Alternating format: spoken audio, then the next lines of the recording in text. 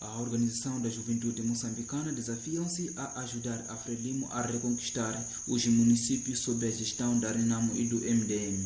O abraço juvenil do partido no poder esteve reunido nesta sexta-feira, dia 6 do corrente mês, na Conferência Geral Joaquim Chissano, na cidade de Maputo, capital de Moçambique.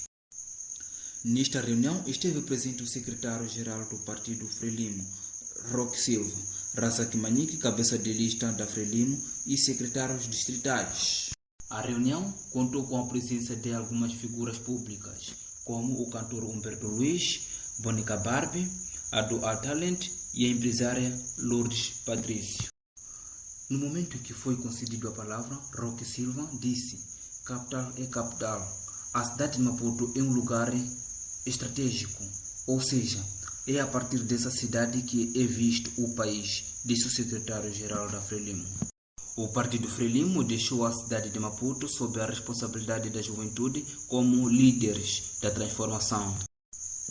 Quando foi concedido a palavra, Razak Manique, cabeça de lista do partido Frelimo, disse que assim que ele vencer as eleições autárquicas, vai implementar o empreendedorismo para os jovens, vai garantir a água e energia para a comunidade rural. Caça o voto arranca no dia 11 do corrente mês em Maputo, com as promessas desastrosas dos partidos políticos.